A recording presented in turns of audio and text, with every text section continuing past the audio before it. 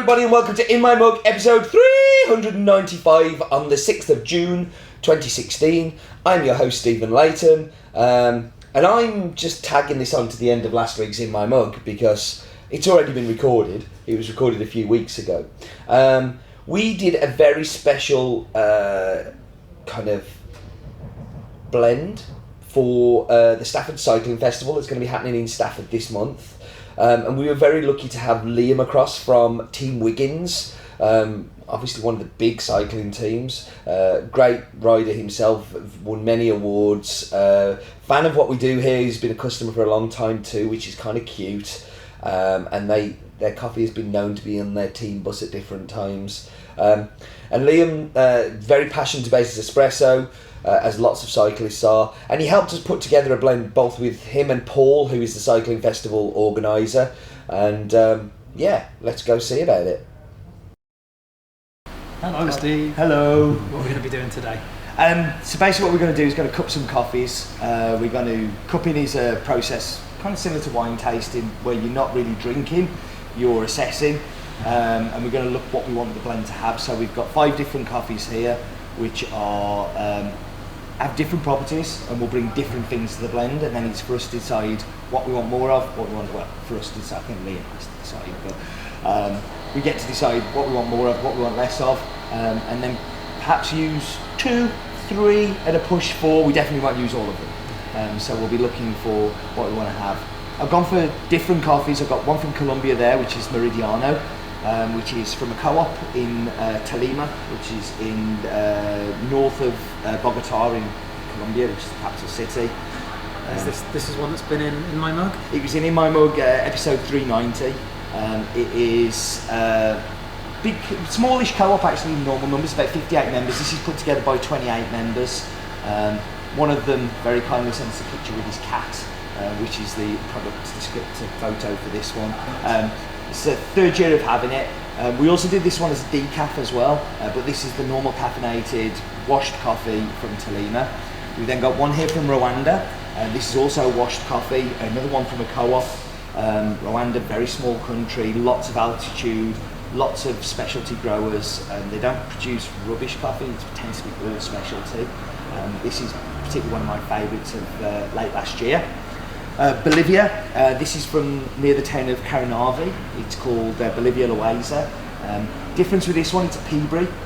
Peaberry is basically a rounder bean. When a bean forms inside a seed, you have 2 seeds. Every now and again, only one forms, and that's where peaberries come from. This is from a guy called Felix, who has 10 hectares of land, real subsistence grower, and somebody we've worked with for 5 years now. We've got another one from Colombia, called Santuario. This is unusual because this is an estate coffee, and it is a Caturra varietal, grown by a guy called Camilo Merezal. This is a really special coffee. This is something that, if we do put it in the blend, will give it a real bit of class, but also like lots of sweetness. It's a super sweet coffee. And that's recently arrived a few weeks ago. And then we've got a Brazilian. No blend is complete without a Brazilian. This is a natural.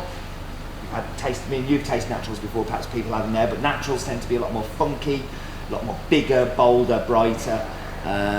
This one is a very clean natural, so it actually won't give you too funky a flavour, but might bring something to the blend as well. Okay, so before we bring in our specialist to help us do the cupping, we talked about different qualities, so what would be like those categories of different qualities that these beans would bring to the blend? Yeah, so I mean, something like the Colombian here and the Brazil will give us body. Particularly these 2 Colombians will give us a lot of sweetness. This peaberry will give us a lot more acidity and brightness, and then particularly the Rwanda might kind of make it almost zippy and light and zingy. But they're all different kind of levels of that. So, you know, if you think about eating a lemon and then eating an orange, you have acidity, but some of it's much sharper than the others. So what we're going to do, we'll dive in and we'll see which ones Liam prefers, and then we'll build the blend. Brilliant. Well, we've chatted about him, so should we bring him in? We should really. Liam, come on in. So, this is Liam Holohan, rides for Team Wiggins. You might have seen him as we record this.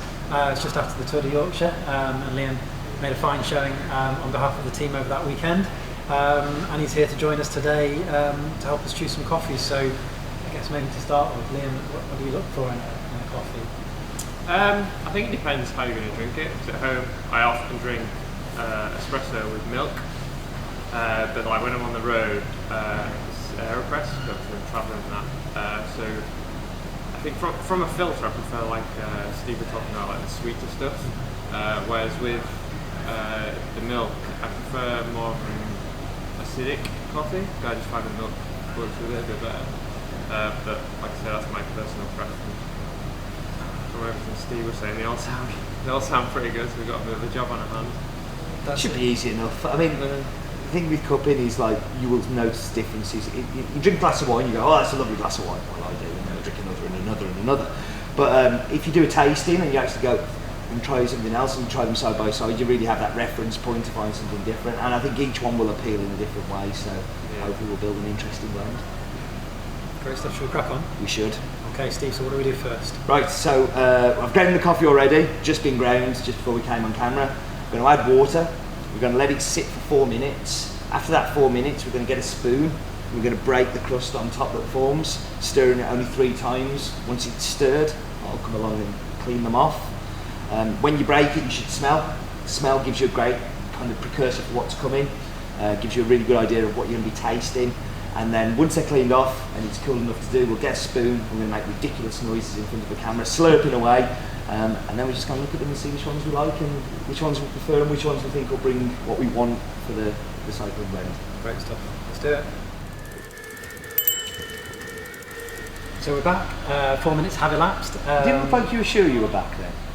I think I'm back. You're back. Good. I think 4 minutes have elapsed. It's time to break the crust. Liam, do you want to do the honours? I will. So 3 times. 3 times, and then have a smell.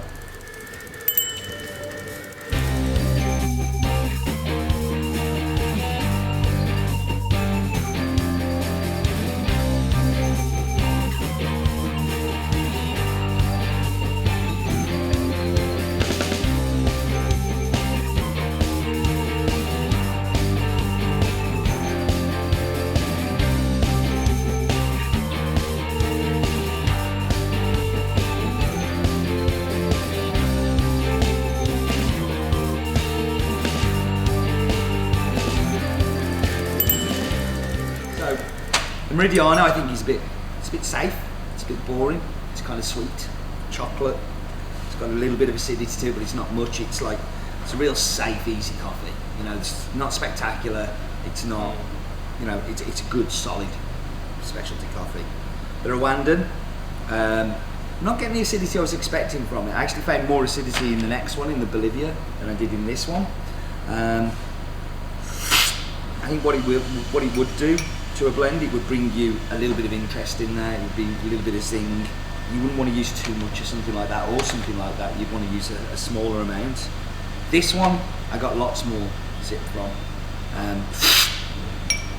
This one gets some cherry. I kind of love the mouthfeel of it as well, it's a very creamy mouthfeel. I think as an espresso, that's really going to come through well in an espresso.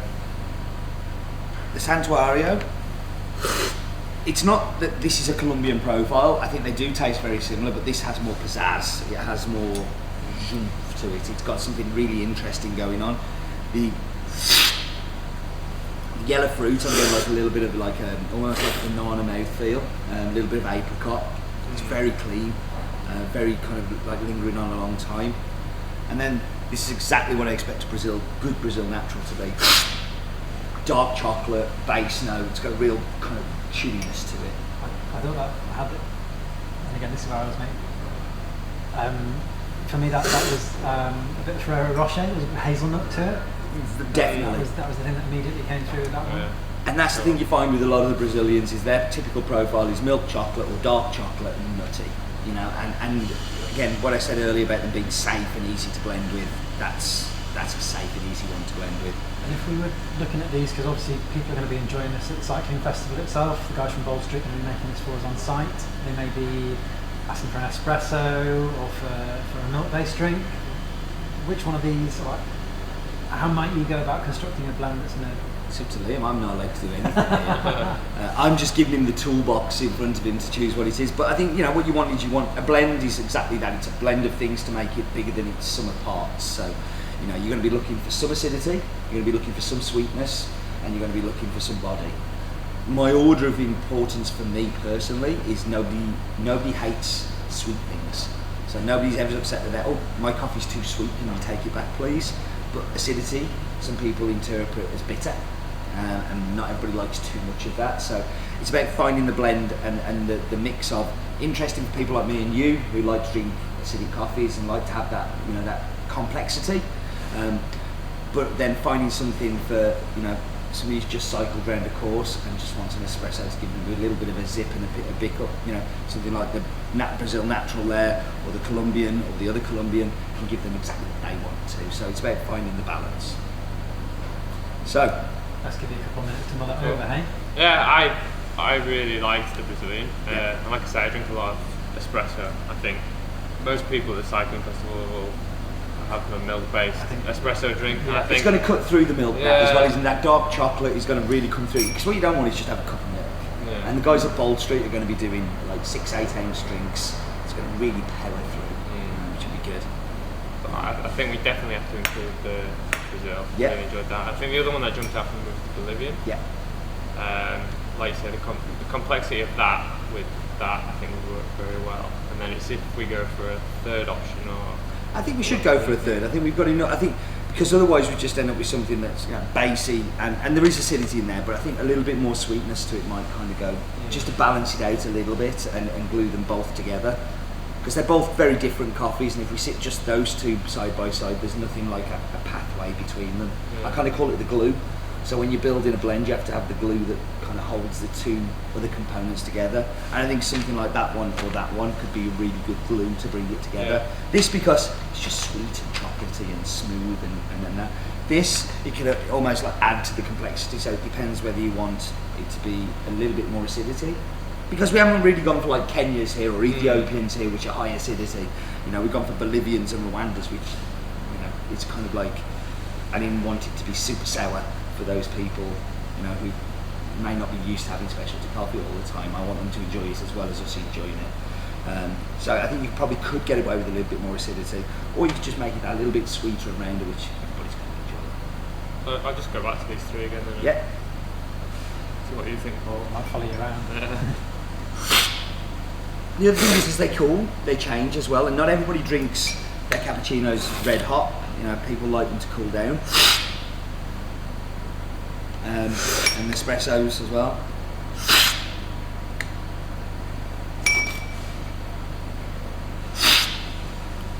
It's funny, the Rwandan really stands out as something very different as well. It feels as well. Yeah, it's completely different to the other four.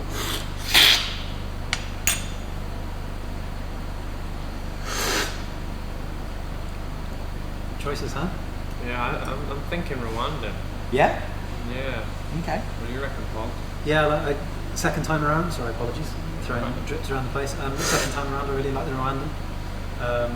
So this is where I'm going to take over with percentages a little bit. I'm going to suggest some percentages just because I know how the different ones will work in the blend. If we're going to go the Rwandan, I think we should go no more than 20% in the blend. I think any more than that, it will dominate the other flavours and we'll get a little bit confused. And then I'm thinking if we're going for these two, the Bolivian and the Brazil, I think we should go 40-40. I think they've both got things going on in there. That'll be the glue that kind of comes together with them. And let's see how that works out. And then pull some shots. If it doesn't work, it's too acidic or too much sweetness, not enough interest, then we'll change those percentages. Cool.